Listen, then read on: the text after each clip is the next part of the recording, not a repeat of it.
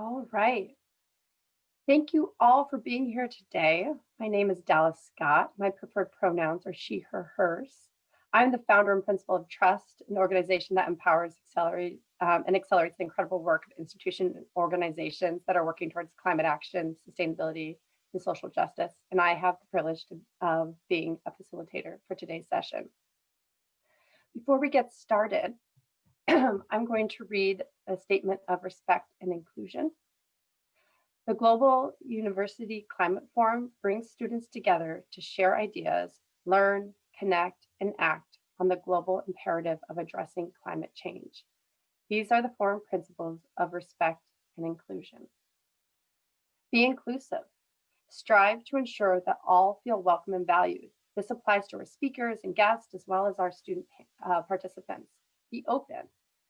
Consider ideas that challenge your beliefs. If we support and learn from one another in this diverse group, we each become stronger. Listen honestly. The forum is a neutral and safe space for testing ideas and asking questions. Work to receive rather than to react. Act mindfully. Bring the values of respect, inclusiveness, and humbleness into your actions as a climate activist. In the spirit of respect, inclusiveness, and humbleness, the organizers of the Global University Climate Forum acknowledge that in many cases, today's society is built on a foundation of oppression, whether it has been through forced occupancy of land or through the subjugation of people. There currently exists deep and seemingly incurable injustices throughout the world. The organizers of the forum ask that all participants consider their role in advancing a new future and putting us on a pathway to right these wrongs. As a quick note before we get started, we've opened up the chat so participants can communicate to one another. We highly encourage that, and I see that many people are already doing so. Thank you for letting us know where you're calling in from. If you have any questions for the speaker or facilitator, or even questions for the tech support, please put that in the Q&A, and we'll be happy to assist you. We've also enabled upvoting on the Q&A session. This will allow you to vote for questions that you find relevant and you might want answered as well. We tend to get a lot of questions, so this will help us sort through questions that have highest demand. And also, the presentation will be shared via chat in just a moment. So instead of feeling like you have to take lots of notes, you'll be able to just download the presentation shortly. So now, without further ado, let me introduce today's speaker. Melissa Lowe is a research fellow at the Energy Studies Institute. She has participated in the United Nations Framework Convention on Climate Change, the UNFCCC, Conference of Parties, COP, for over a decade, and is an active sustainability thought leader, authoring, publishing, and presenting at various forums. She is the designated contact point for NUS's accreditation to the UNFCCC and serves as on the 9-member steering committee of the Research and Independent Non-Governmental Organizations, or the RINGO, constitution under the UNFCCC. So with that, I would love to pass this on over to Melissa. Thanks, Dallas. Okay, I'm going to put up my PowerPoint slide, and I just want to check if you guys can see it. Yes, we can see it. Excellent. Okay, wonderful. Thank you so much to the organizers for inviting me to speak at the Global University Climate Forum. I'm really excited to be here.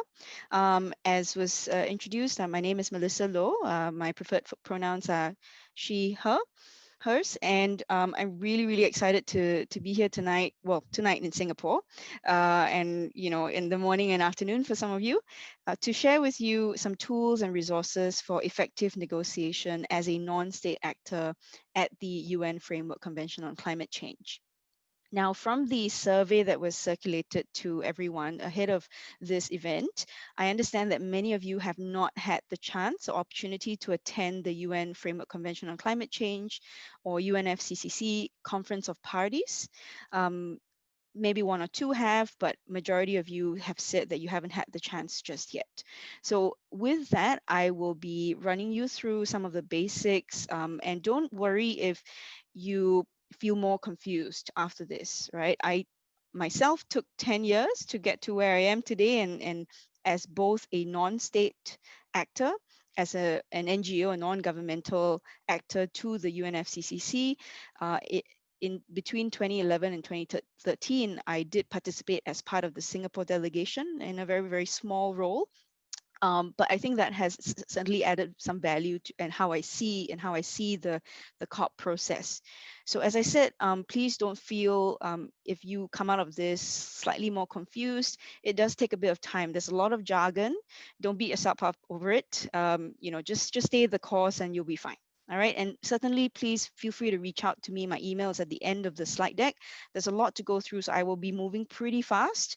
And if you have the slides in front of you, or if you have access to it separately, please do refer to it during this entire forum program as well. Okay, so without further ado, I will get started. I have around 20-25 minutes, so I will move through this pretty quickly. All right, bear with me.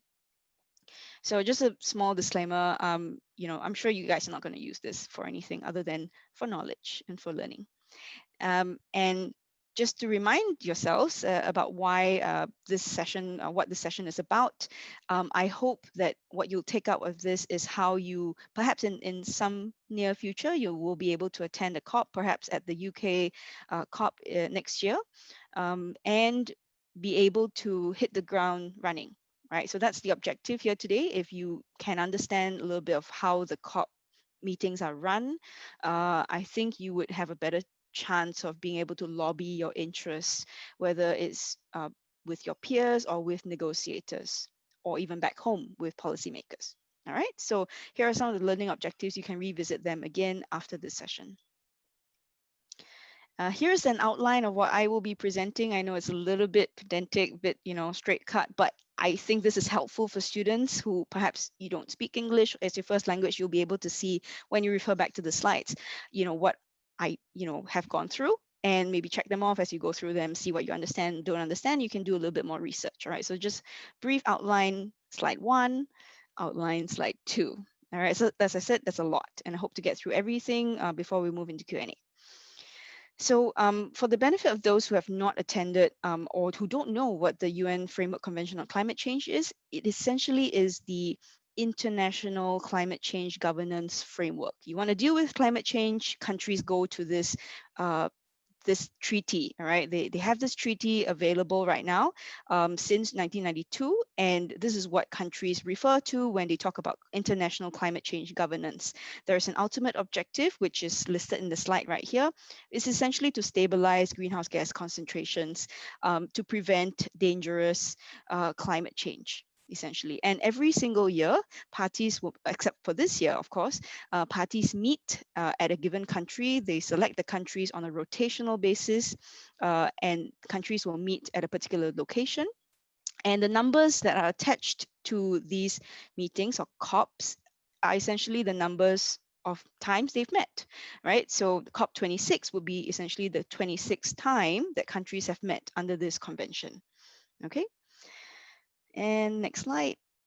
So this slide then gives you an overview of how international climate policy has evolved since 1992. And I believe some of you are probably as old as the convention itself, the FCCC. Don't worry too much about the details. I just want to share with you here that the convention itself is pretty framework-like, okay? So it has very general objectives, right? Like the one that I shared earlier is basic objective about keeping temperature to below a certain amount so that we don't have runaway climate change. So in order for countries to put targets to such a treaty, they had to come up with, new ones, right? And one of them, many of you will know this, is the Kyoto Protocol.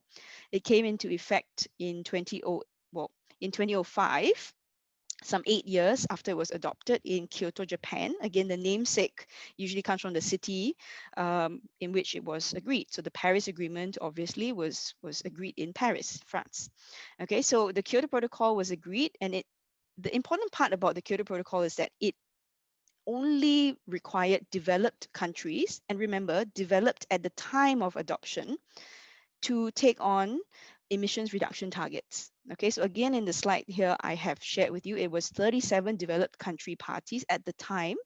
Okay, so of course, fast forward to today, you might think that there are more developed countries than 37 or less, depending, right? So the Kyoto Protocol had a very strict differentiation between what countries that were considered developed and those that were less developed, right, developing countries. I won't go into detail about the Doha Amendment, but it's still not yet in force. Not that it really matters at this point in time, because we're coming up to the end of the lifetime of the Doha Amendment. It essentially extends the lifetime of the Kyoto Protocol. Now, the Paris Agreement, some of you will may have come across this. It's the latest one. I just want to note at this point that the Paris Agreement does not cover aviation and maritime emissions. I think many people misunderstand that the Paris Agreement covers every single bit of emissions. It only covers land-based emissions, which in itself is important, of course, because it governs states. But anything that goes out into international waters, international airspace, is covered by the International Civil Aviation Organization, as well as the International Maritime Organization. So those of you who are interested in those two sectors, please do look up these two bodies of the UN. Now, as I said before, the Paris Agreement itself was agreed in December 2015, after some 6 years of negotiation following the Copenhagen COP, right? 15th negotiation of the Conference of Parties. It was my first COP that I've been to.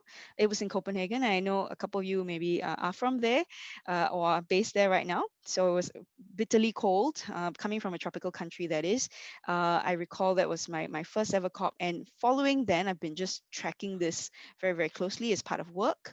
And I would encourage you, if you haven't already, to pick up the Paris Agreement. It is extremely easy to read, 25 pages. It's designed to be easy to read so that not only hardcore negotiators will be able to read it, but also essentially the everyday person, right? So your mom and dad, my sisters and brothers, they should be able to pick it up and understand what the objectives are, right?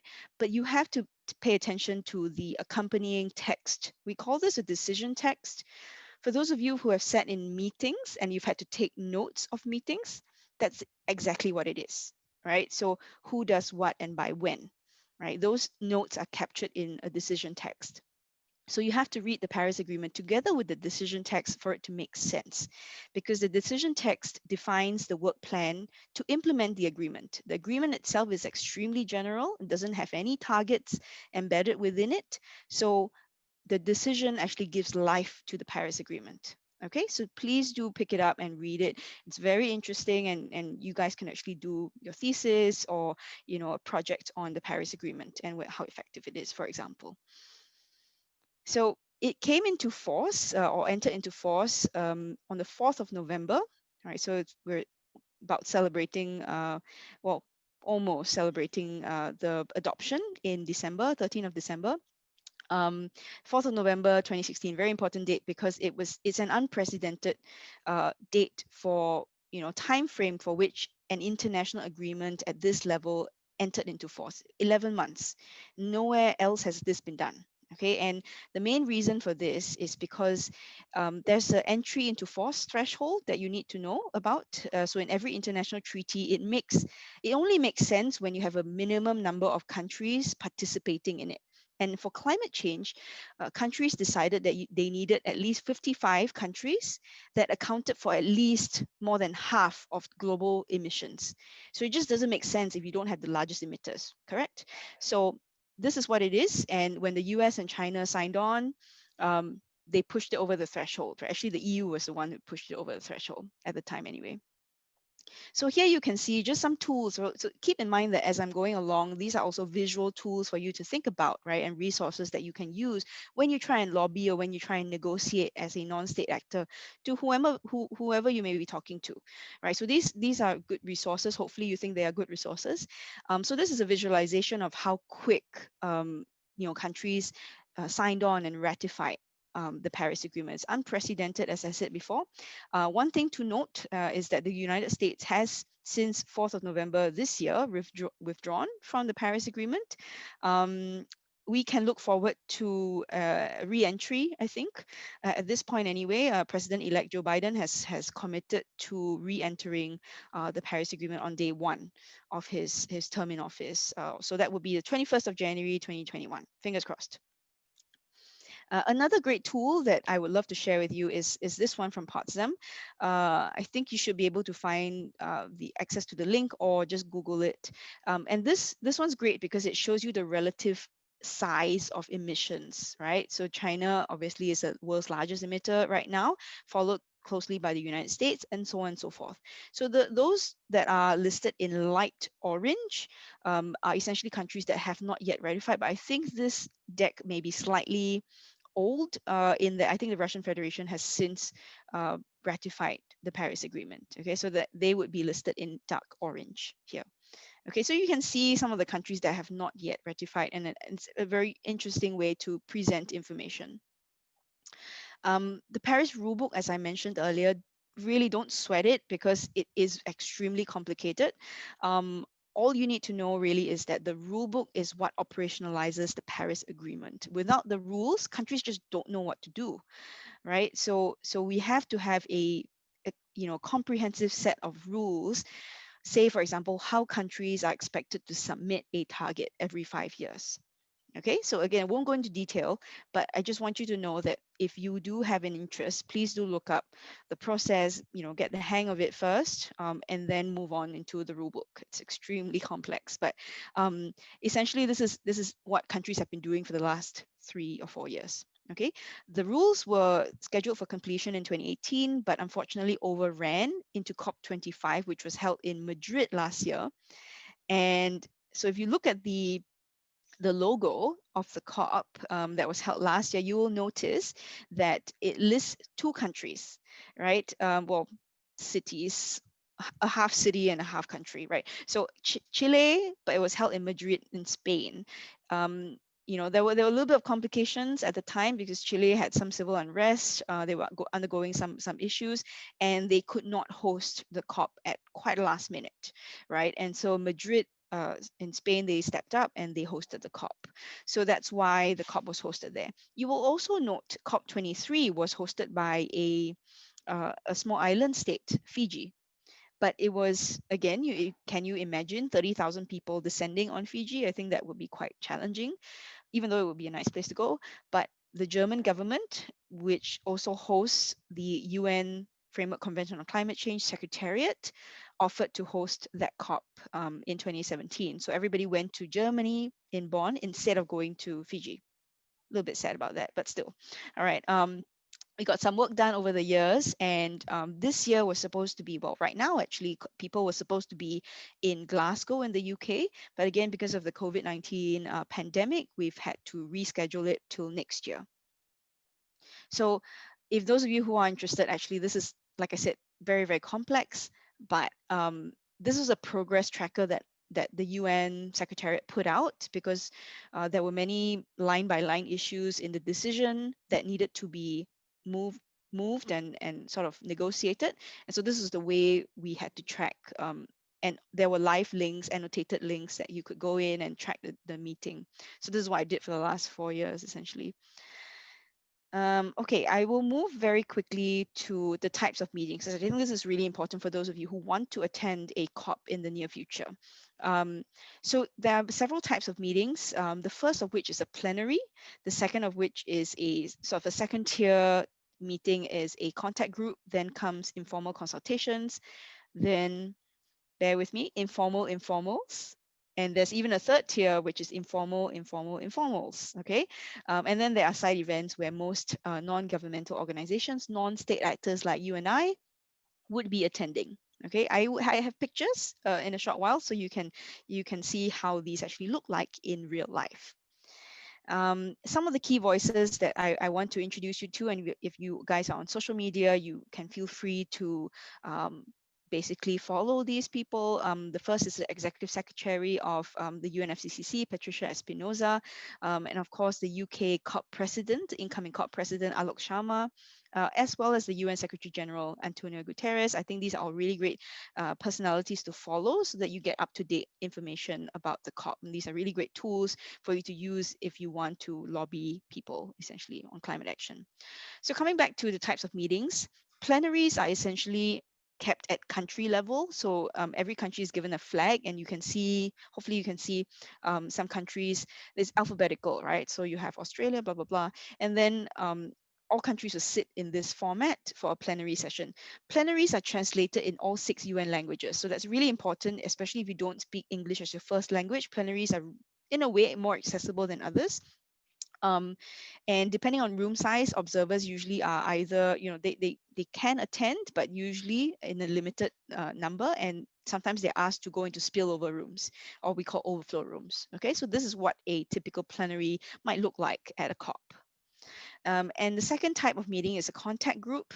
This is a nice room. This is the former seat of parliament in Bonn, which used to be uh, the leading city for Germany. But in any case, countries use this room for contact group sessions and plenary, actually, when we go to Bonn for the intersessionals. And this is what it looks like. So contact groups essentially help countries to coordinate the agenda items. And you will see this on like a TV screen, all of the different meetings happening in which rooms. And contact groups are not always open to observers. So it's something you need to take note if you plan to attend, because they will kick you out. You might be asked to leave the room, sometimes forcibly. So do pay attention to whether or not the meetings are open or closed. It's very obvious they put open or close, right? Sometimes you will be asked to get an extra ticket to attend these meetings. In terms of the third tier is informal. So these are, as the room looks like now, this is a pretty big one, but sometimes informals can be held in very small rooms, 30 packs, and it's essentially a first come first serve, which is very problematic for delegations of very small sizes. Imagine a small island, and they may have 1 or 2 persons covering everything, right? So keep in mind the equity part of climate negotiations as well. Language is one that I mentioned earlier. I don't think that there's any signing whatsoever, so that's also important to note. You guys could probably lobby for more signing and accessibility at the COPs. These meetings are usually co-facilitated, and when I mean co-facilitated, it really boils down to of one facilitator from a developed country and one from a developing country. And that's really important for at least for optics, for developing and developed countries to both know that their interests are not going to be biased, in any way confused, or there will be a bias in the way decisions are made. So keep that in mind. The co-facilitators are typically one of each. Again, observers are often welcome, but can also be restricted. And not really finally, but another type, these informal informers are usually not open to observers, so you won't see them on the screens either. But they're usually used for drafting, right, of text, which is really important because the Paris Agreement as it is, and the decision text that accompanies it, they're very highly political in nature. You may think of words like may or must, and there's a huge difference between the implications of what countries are expected to do should the word must be in there compared to may. Countries may do this means that they may not have as much responsibility to do so, whereas a must would would be very stringent on countries. So keep in mind, drafting takes place in this manner close to observers. How do you feel about that? All right, something to think about. And finally, there's a kind of meetings that nobody's really invited to, which is called the Huddle. These are very ad hoc meetings that occur during the sessions to resolve any kinds of differences. All right, so this is really important because you see this quite often at the COPs, and you just need to look at the body language of the negotiators in the picture right here. You can actually see one person is gesturing, look, I have a proposal, and another is crossing his arms and obviously declining that proposal. So that's really interesting. And I've gone to COPs and attended these meetings. You usually can't see this in person because, again, they're all very tall, and but there are people going around taking pictures. And I like to compare it to like the e-news of climate negotiations, so it's kind of like we call this the Earth Negotiations Bulletin, and climate nerds nerd out with it, but essentially this is what it is, right? You get to see things like that. I did note it's open to observers, but it's usually if you're small and you can go all the way to the middle.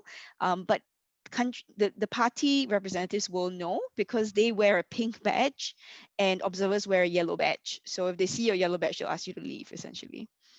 Okay, so one kind of event that people who are non-state, not representing countries, usually like to go to are side events, because these are very informative. They're like seminars essentially. You often get country representatives come and speak, and the side events are often live webcasted. So if you're not able to attend the COP next year, for example, you should be able to find out the schedule online ahead of time and be able to tune in or tune in on demand after. So very, very, very good resource for you if you are interested in some of the issues, the adaptation or mitigation, so on and so forth. It is first come, first serve, so you will need to go early.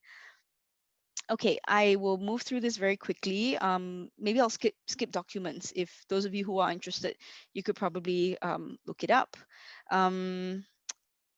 Okay, so this is important. I wanted to share with you about access. So I mentioned very briefly earlier that countries bear a pink tag. And this is key, right? Because that's how they identify you at these meetings. You get to go in whether on, parties have all access essentially to every part of the COP meeting, whereas NGOs have a yellow badge. The UN Secretariat holds a blue badge. International governmental organizations wear green, and the media wears an orange, essentially, as you can see.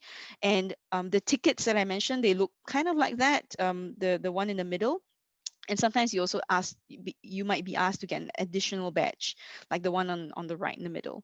Right. So this is one way that security people have to identify you, and that's really important because I would not go against them, because you may have heard stories of NGOs being thrown out of the COP, or they may have been struck off the list and not be able to re-enter. That's very challenging for NGOs to be able to lobby from the outside, obviously. And you've probably spent all that money going there anyway, so you don't want to get into any trouble.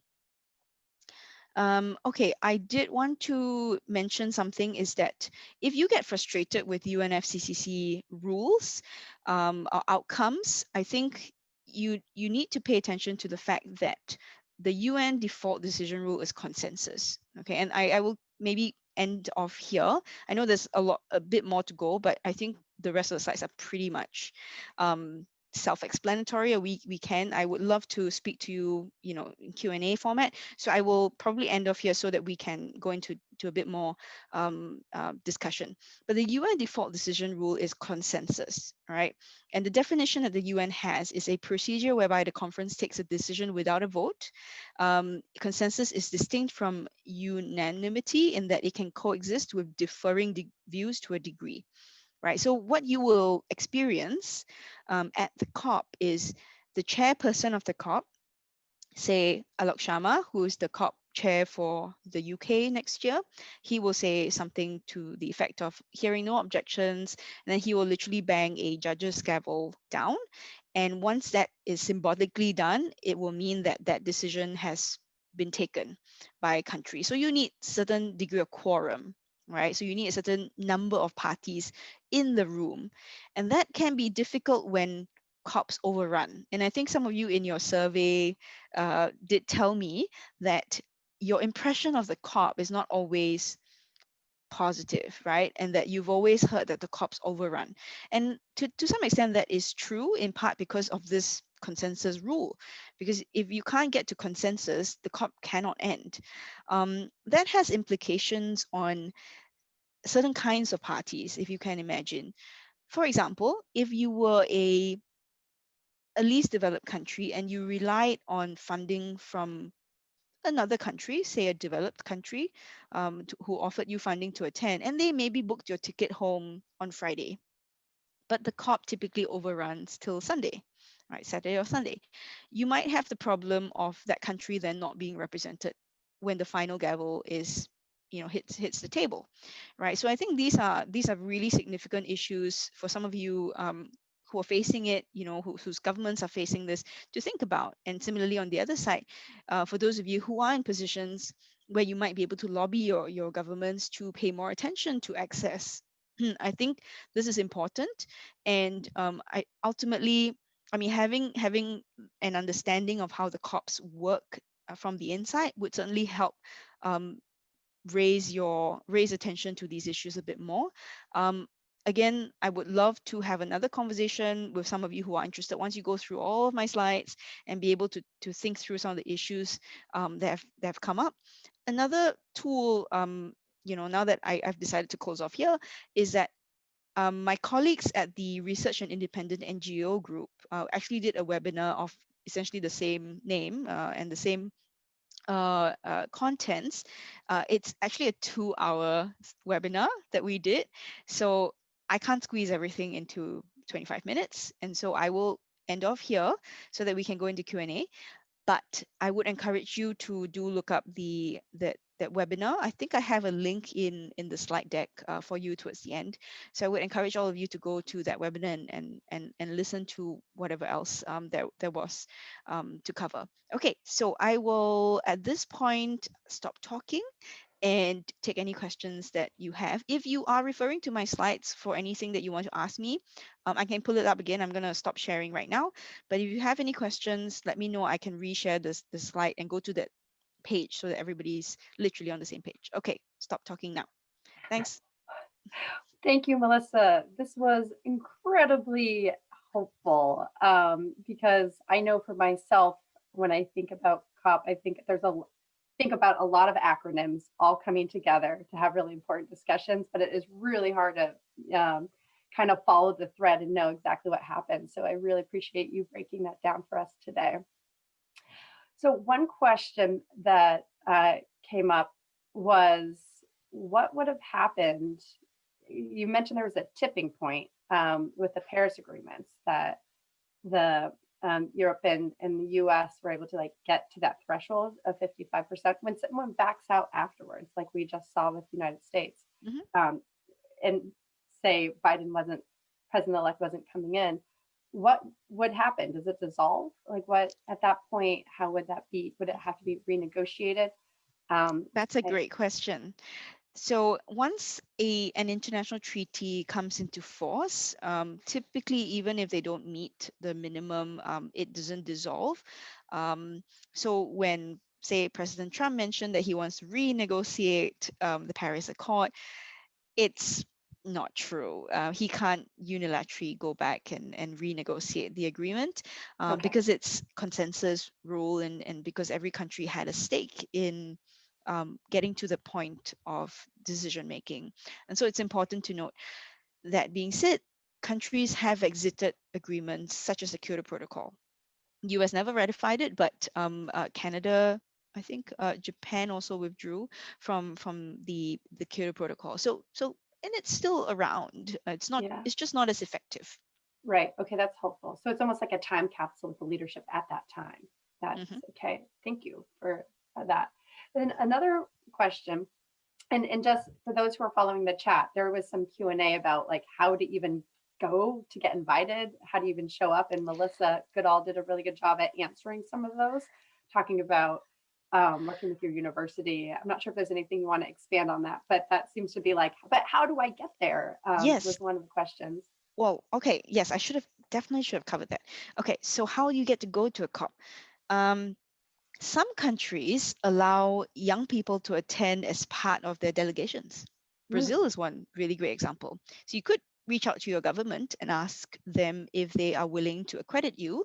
There are some concerns by some governments that young people, activists, they may speak out of turn, they may disrupt meetings. So then I mean, I've experienced this in the past myself, where because I was a technical, giving technical input to the delegation and not given negotiating rights. Essentially, what it means from a badging point of view is that they might put you as a party overflow, so you don't have the indemnity or you don't have the rights to speak up at the mic, but you can never control. There are many meetings going on simultaneously, and it's very difficult to control. So I think most governments are quite wary, or they will limit the number of people or selection. For example, they might carefully select people who they trust to be able to attend these COPs as part of your state delegation, your government delegation. So this would be, you would be representing your country. Not to say that if you attend as part of an NGO, an observer organization, you don't represent your country. I don't think that's true. You certainly still do represent your country, but you do also represent a particular, what we call, constituency. Okay, let me see if I can pull up that slide on constituencies, because I think it's probably a little easier for you to visualize. So Melissa, there also, are, as you pull up that slide, this might be a nice follow-on question to what you're about to show. Is sure. If you're able to attend as an observer, how do you get the most educational experience Yes. at COP? So I just wanted to pin those two together because I thought they were relevant. Okay, wonderful. I will speak to that as well. Thank you. So there are 9 major groups under the UNFCCC. So you can attend, you can approach any NGO that comes under any of these. So if you identify as a business, you could, approach people in the business and industry NGO. Of course, as students, you would typically find yourself in one of these 3. So environmental NGOs, you might find yourself attending through your university. So you could reach out to your university administration to ask if they are a party or if they are accredited to the UNFCCC. I know many American and European universities are in a position to accredit their students to attend these meetings as part of a class, for example. They're very lucky to be able to go, and sometimes it's fully funded by the university as well, so it wouldn't hurt asking. And other youth and students do identify as youth NGOs, youngos, right? And again, all of the names of non-party, non-state observer organizations and contacts, emails are listed on the UNFCCC website. So there's no reason for you not to, okay, I mean, I took some time to learn this as well, right? But you could absolutely look up people's names and emails and write to them and say, look, I want to go. Do you have space in your constituency, in your list to attend these meetings? Be proactive. If you are interested to attend the COP, be proactive and go ask people. There are Google groups, and I'm sure other forms of social media that you can join. Facebook groups, actually, I think Youngo has a Facebook group, and they do often have Google Docs for people to key in the details to be a part of a wait list of some sort to attend the COPs that are coming up. So the only tricky part is funding, right? Yeah. So often young people have the most trouble finding a source of funding for them to attend, and you will need to do all of the logistics yourself as well. My first COP that I ever attended, Copenhagen, I went as part of a self-funded youth delegation from Singapore, and we rented a house in the suburbs about 45 minutes outside of Copenhagen. Well, 45 minutes outside of the Bella Center, from the Bella Center, and we commuted every day in the cold, so it depends. Your budget will matter a lot when you want to go to these meetings. And I mean, if those of you who are very, very strict about it, your emissions will cost. There's a cost on emissions as well. I mean, flying from Singapore to any of these countries emits a lot, right? So there are ways to offset, but still it hurts, right? And sometimes people do use that against you as well. Yeah. And to the question about how do you make the most out of your COP, prepare, right? So you have to go prepared. My first COP, I didn't know anything. Nobody taught me anything, but that's not an excuse, right? There are loads of resources online, and I think hopefully this slide deck that you can take home will present you with some of those resources as well, right? Prepare.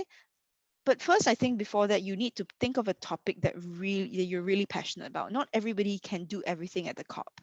And I would love for you to think about an issue that you feel most strongly. Is it emissions reduction? So that would fall under mitigation, for example, right? How countries and what they submit to the UNFCCC. If you're very big on net zero, that would fall under the broad category of mitigation. But for some of you, you might be more interested in adaptation, right? And what small islands are how they're suffering, and how they can get recourse to insurance, for losses that can never be replaced. Some of you might be interested in technology, in capacity building, and there are agenda items for every single one of these issues. And you need to look for those agendas for the meetings that would make the most sense for you to attend. Don't try and attend everything. Another Yeah. way of getting the most out of your meeting is having a schedule. And it doesn't have to be anything fancy like a Google Calendar or anything. It's just a notebook, a good old notebook. And what I do in the morning or a week before or a few weeks before the COP, side events are all listed online, right? Every single one of them that essentially we have to bid for side events spaces, physical spaces. I think if it's going online, you might have a little bit more overlap, but essentially there can only be one event at one time, maybe three at the same time at the actual COPs. So you can actually list down out of 2 weeks where and when you want to be, right? And then there's a daily program that you can download, or you can even access through the Negotiator app. Yes, there's a Negotiator app. So if you just go to your app store and type in Negotiator UNFCCC, there is an app that pushes you a daily program, and you literally just list down the name of the meeting, the room number, and you just make your way there. So you have to plan and plan well so that you're Thank not you. wasting time. Yeah. No, that's so helpful. I love that there's an app for that, right? It's like Yeah. that is part of the world we live in. Look One for of the slide. the I think this might be part of the preparation, and I love your thoughts on this. There's a couple of questions about how, as an observer, you might be able to put pressure on decision makers.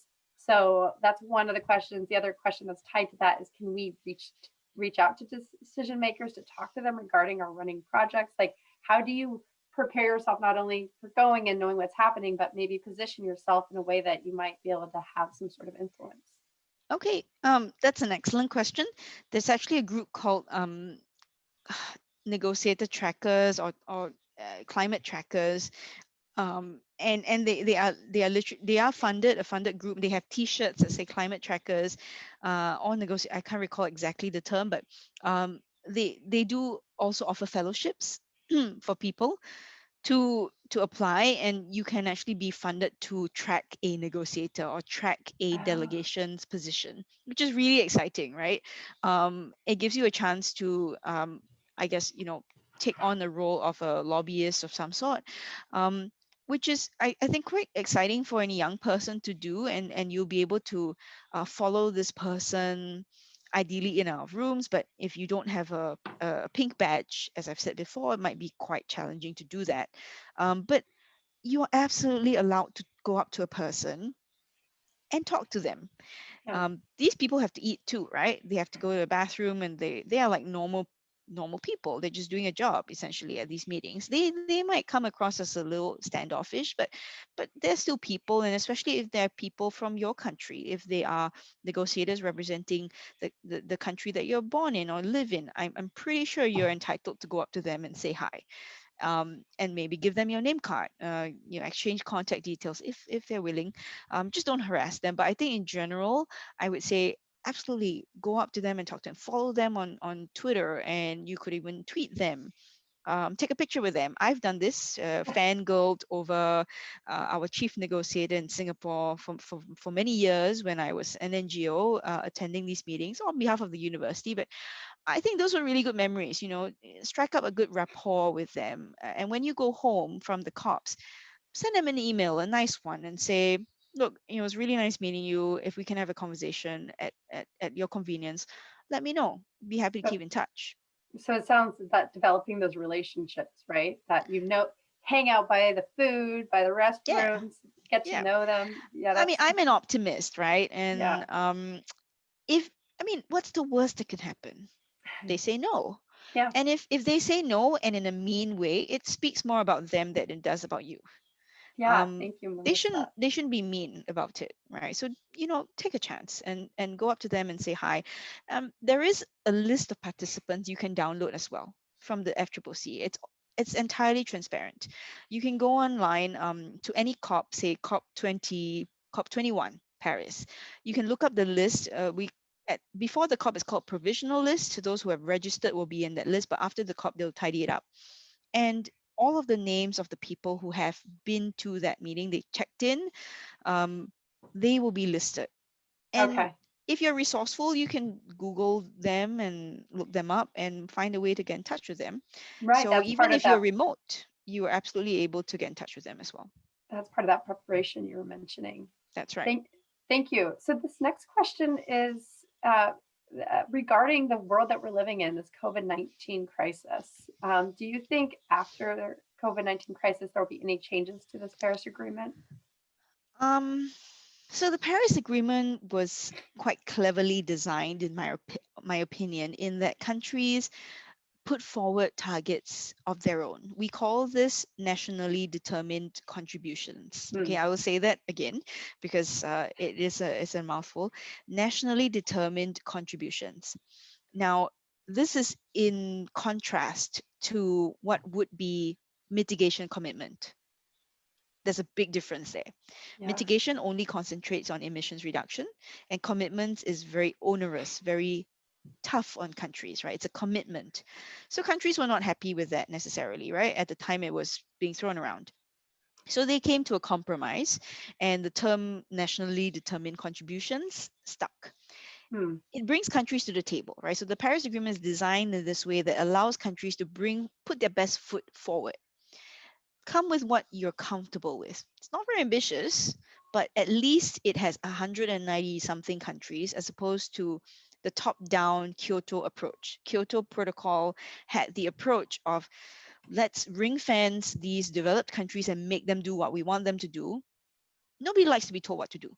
So in a way, that could be why the Kyoto Protocol isn't effective, because nobody likes to be told what to do. And they don't like that other countries are not being told what to do. Yeah, Exactly thank what the you. US thought, right? So the US essentially didn't want to be, backed into a corner when China was being let off scot-free. So this Simply put. was the perfect connection to that follow-up, was what was the rationale behind the Kyoto Protocol? Yes. And it So sounds like top yeah, down, like, that's right. So the Paris Agreement was designed in this way to allow countries to come forward, and they can update this target, this nationally determined contribution, every 5 years. Well, not that they can, they have to. right. Okay, it's enshrined in the agreement. It's mandatory for them to update this. Now, depending, those of you who are lawyers, you can go and read the agreement and tell me and interpret this however you like. But essentially, how I read it is that it leaves room for interpretation. Okay, countries can either submit the same thing, right, the same target, the exact same way it's been crafted. If they do decide to update it in any way, it has to be more ambitious than the last one. Okay, so now, what is a caveat that they had to put in just in case, say, Japan suffers another, touch wood, but if they do happen to suffer another triple Fukushima Daiichi disaster, I don't think anybody is going to say, I'm sorry, but you still have to fulfill your targets. Right. Same with Right. COVID, right? Mm-hmm. I think countries are going to be given some leeway to be able to address what is a priority for them at this point, which is healthcare, which is economic recovery. Right. Right. We just want people to build back better. You've heard that before, a green recovery, a sustainable and inclusive recovery. I think we all recognize that that's going to be really important. It's going to dominate most global leaders' agendas for the next 2, 3, maybe 5 years. And so the window of opportunity, you remember the Paris Agreement was agreed in 2015. And I mentioned 5 years, the magic number, right? So Yeah. we are currently in a year where countries were supposed or are supposed to submit their updated targets. Many countries have not yet done this. Right. Why? Because of COVID. Yeah. And I think it's safe to say that certainly the Paris Agreement is already, evolving, right? The implementation of it is evolving as we go through COVID and go through this difficult time for many countries. So I don't think, like I said, the fact that the COP was postponed means that countries have a little bit more time to put together their NDCs for this round. And I think Yeah. moving Thank forward, you. countries will be given some chance to address what they need to address first. It's flexible that way. So, kind of in that same vein, because it's all of these negotiations that are constantly taking place, what's the most important problem in negotiating and negotiations between countries? What's the sticky wicket? Like, what's challenging in these spaces? So the most challenging issue is interest. Hmm. interest, right? So in diplomacy, if those of you who are studying international affairs, foreign policy, and the like, you will maybe come across this. There are no such things as permanent friends, only permanent interests. So that's really key. Climate change is a foreign policy issue for most countries, and often you find that when they go to the negotiating table, what are some of the key interests that they have? Obviously, the economy is going to be one of the top priorities for that country. And if they feel that letting something go not according to their interests, they will not be able to sit it down, right? So they will not be able to accept. So when the and usually young people, when they ask me going to COP, should I go in week 1 or week 2, because it's 2 weeks long, right? I often find myself telling them that they should go in week 1, because that's when you see countries bring the extreme negotiating positions. Yeah.